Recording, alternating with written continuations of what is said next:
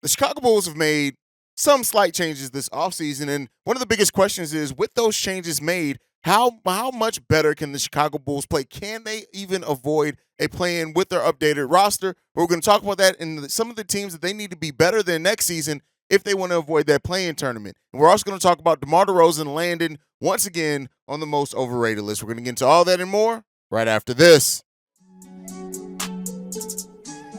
You are now tuned in to Chicago Bulls Central, your number one place for all Chicago Bulls news and content.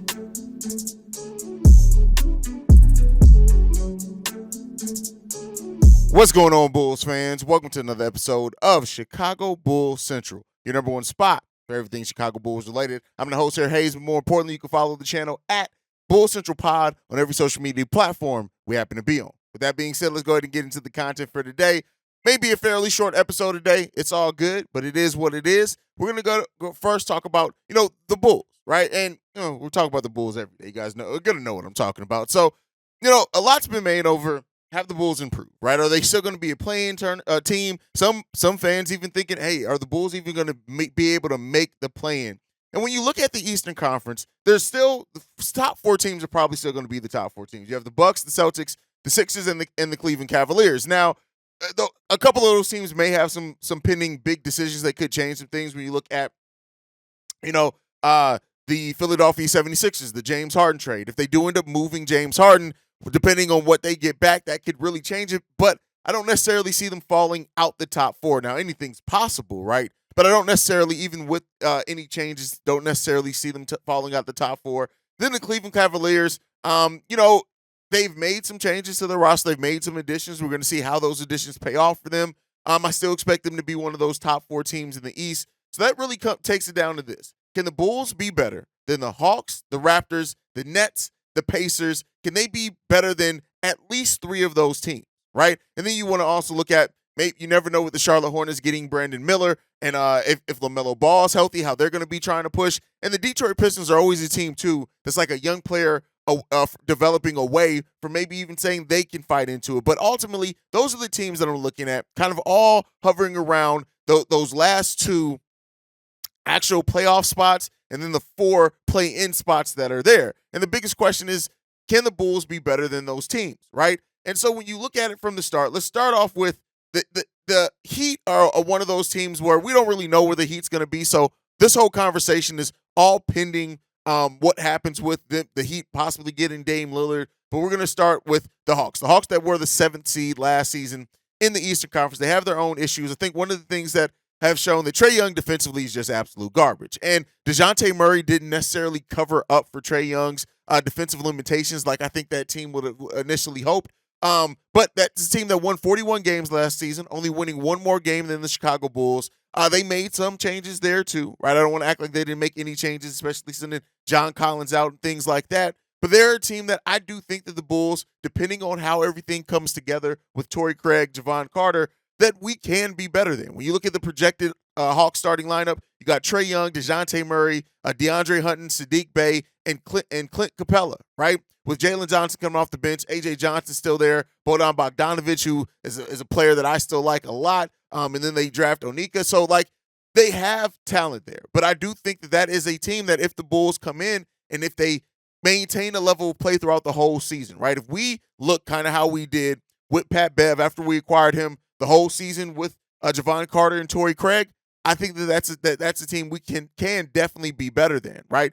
And then you look at the Toronto Raptors. The Raptors are always difficult.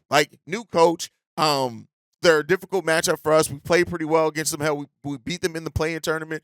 But the Raptors are a team that they lost their starting point guard, right? They still have, like I said, they still have talent on the team. I'm not going to act like they don't have any talent, and especially if a Scotty Barnes makes a leap, you never know. But Dennis Schroeder moving into that team, they still got OG, Scotty Barnes, Pascal, Jakob Poeltl, right? Precious Achiuwa coming off the bench, Chris Boucher, and Grady Dick. How does Grady Dick end up playing for them? And they have a solid bench as well. The biggest question is anybody going to step up, right? Are there going to be any of those players on that team, much like we asked with the Chicago Bulls, that really maybe develop some, right? And if that does, that really changes the outlook. But the Raps are a team that I feel the Bulls can be right there with. With the changes that we made to our lineup. Again, I know not everybody's gonna agree or share that mindset, but here's what I'll say: the Toronto Raptors don't scare me, right? And we'll see. Also said that about the Cavs last year, and the Cavs absolutely completely killed us. So who knows? So that I'm not 100% betting on that. But next up, the Indiana Pacers, right? So when you look at the Pacers, they've definitely made changes there. Benedict Mathurin, what's he going to look like in year 2 after playing really good and having that dog mentality? How that backcourt between him and Tyrese Halliburton shapes up really can be the deciding factor on how good that team is. Buddy Hield still a great role player for them. Will Jerace Walker end up starting? Then they still have T.J. McConnell, Nimbrand, the NBA champion Bruce Brown, and then Obi Toppin and Jalen Smith all coming off the bench for them. So that's a team that I can think, and they're in the Bulls division. When we did our division picks, when I talked about the Central Division, I did say that I could see the Pacers absolutely having a better season and finishing above the Bulls. So that's another team that the Bulls, they could match up well against. But again, the youth and the kind of dog mentality that's on that team can absolutely come back and just kill the Bulls. So that's another one. And then you got to look at the Nets, right? What happens with the Nets, who finished as the 6th seed last season? They traded away Kyrie, traded away Kevin Durant, and then there was still a team that really did play well even after that trade deadline. When you look at just the depth that team has, as far as like they're just killers all over that bench that just balance out right. You have Spencer Dinwiddie, Mikal Bridges, Cameron Johnson, Dorian Finney-Smith, and how he ends up shaking out for them.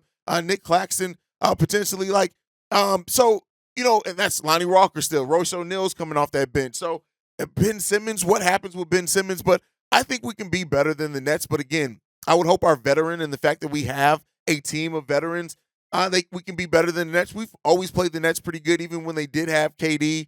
So we'll see. All this really comes down to how different this team look with having a point guard like of the ilk of Pat Bev there the whole season if he ends up starting, right? And so, yeah, you still have the Miami Heats depending on what they're going to do. The Orlando Magic, again, another team that's always ready to kind of take a leap. Have the Bulls done enough, right? And so while I'm not going to predict the Bulls to maybe get out the play-in, I do think that they have the potential too. And I know a lot of fans really aren't that optimistic when it comes to this Bulls team, but maybe I'm just a little too optimistic. But you guys can let me know. Can you see the Bulls finishing above any of those teams? Do you have all those teams above the Bulls? Let me know what you guys think on all that down below. All right, so DeMar DeRozan has landed on yet another most overrated list. And the last time we went into an offseason like this and he was listed as overrated, he came out and broke Wilt records, right? Bleacher Report, Grant Hughes was the writer on this one, came out with his list of the top 5 most overrated players in the NBA, and DeMar DeRozan came in at number 5 on this. And oh, man, you guys know, I am not the biggest DeMar DeRozan fan at all. Let me be clear there. I'm not this huge DeMar DeRozan guy. But I respect what DeMar DeRozan brings. Like I said, somebody who can go out there and be one of the most efficient scorers in the NBA every season. He's going to get to the free throw line, right? And when the Bulls need a bucket, when the team as a whole is just not able to hit shots, DeMar DeRozan is usually the one that's going to make a play and put points on the board, whether it be getting a bucket, getting an and one, or just going to the free throw line. DeMar has been all of that for the Chicago Bulls. And like I said before, I'm not the biggest DeMar DeRozan guy. I'm not one of those guys that the Bulls would be nowhere with DeMar DeRozan like some Bulls fans are. But I still there's something in between. You don't have to hate a player or completely be overly infatuated in love with them. There's something in the middle there. And that's why I fall with DeMar. To list him as an overrated player that's able to do what he's done over his career and still do it this far into it, that's crazy to me, man. Especially considering he's not being paid like some of these ridiculous contracts that we see. And so the constant doubt around DeMar DeRozan when he's proven in his career he's always going to be top 20 in the league in scoring. He's going to always shoot the ball about 50%. He's going to always get you 4 or 5 assists, always get you 4 or 5 rebounds. That's what DeMar DeRozan does, and you can bet on that every single night, right? That's what you can bet on when you have a player that is so reliable that you can bet on them to not only shoot the ball efficiently and effectively, but get to the free throw line. Listen, I I understand as far as if you're trying to judge it through a superstar lens, and the Bulls like not really as a team not getting to the expectations that we would have. But come on, man. Yes, he's a heavy isolation scorer. Yes, his game isn't kind of the modern NBA game or anything like that. But it is what it is, man. DeMar DeRozan definitely helps this Bulls team win basketball games. And some people think maybe even too much, right? Maybe he helps too much in the sense that they want to see him gone and think that's going to open up a bunch of these other opportunities for other players, which it will by the nature of just having the void, right? But you have to have players that are ready to step into that. But it's just, hey, oh, man. And, you know, in this article, they also said through his Chicago Bulls career have played better with him in the game than out over the last 2 seasons. The defensive issues have persisted, and the friction between him and Zach LaVine is a direct result of DeRozan's inability to help when he's not operating as the first option. Come on, fam. First of all, yes, we have absolutely played better with DeMar than without. But to say that it and yes, he's always going to have his defensive issues, but the Bulls have learned to overcome that with roster construction to a point, right? And so I don't know, man. Like, while I like fair analysis, listen, DeMar is one of the most overrated players in the NBA. To me, just doesn't feel right either. Even though, like I said, I'm not the biggest Bulls fan. But other players that landed on this list, Kawhi Leonard was number 4 on this list, which crazy. I know Kawhi doesn't always stay healthy, and that's some of it. Jonas Valanciunas was on this list as well.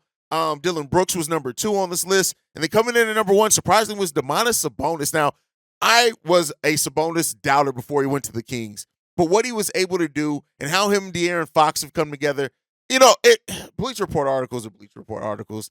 I mean, that's what I'll say, and I'll leave it at that. You guys know what that's going to mean by reading it. But I also want to get into some of the text messages. We've passed on some text messages just because of the number of voicemails, and this one's from the 319, and they say this. And I motion Mark Jackson as coach if old Billy don't make something happen, or for God's sake, sign Io already. They better not give up on the young bull after 2 seasons. Just don't make sense because I believe he will go elsewhere and go crazy. He was more of a scorer in Illinois as well as defensive man, but they will regret letting him go if that happens. So here's what I'll say. The Io thing has already come to fruition. We know Io DeSumo's been retained by the Chicago Bulls. I think it was the right move there. Mark Jackson is never getting another head coaching job. It's not happening. It's not happening. It's just not happening. So that's just not coming. Now we have a voicemail from the same number, which is actually Molly. He says, what do you think about the Bulls picking up Bismack Biyombo? Here's what I'll say. Like, again, I've said this a lot. It's the 15th man on the roster. I really don't care. Like, I don't. Like, there are a lot of people that can actually help. And so, you know, I would like to see them go more youth and kind of upside there, because even if they're not going to play somebody, at least you can try to develop them a little bit. That's my mindset, but I'm not necessarily on that just throw it away, right? This next one, text message, this is from Dee. They say, what up, Haize? Love your work. Listen to you several times a day. But catching on vids after Io resigned and JFL signed with Toronto, and what are your thoughts on those could have been related? Only Io rumor was Toronto. Then they turn and get a guard we spent developing in our system. Do you think you could have been a handshake deal between AK and your jury? No, I don't think that it was a handshake deal. I don't think that it was anything like that. I think they saw opportunity. It was a 2-way contract. They saw opportunity to bring in somebody, maybe develop them. The Toronto Raptors are a pretty good franchise at developing, so I think that was probably it more than anything else. But, you know, we'll see. We'll end up seeing on that one. But I just wanted to catch up on those text messages. That's it for today. Make sure you guys follow the show at Bull Central Pod. You can send us any feedback, questions, comments, concerns, bullcentralpod@gmail.com. Lastly, you want to leave a text message and our voicemail. The number to do so, 773-270-2799. We are the number 1 spot for everything Chicago Bulls related because of you guys. And like I like to end every episode on. Go Bulls. Love you guys. See right if you can, y'all. Peace. This has been a presentation of the Breaks Media.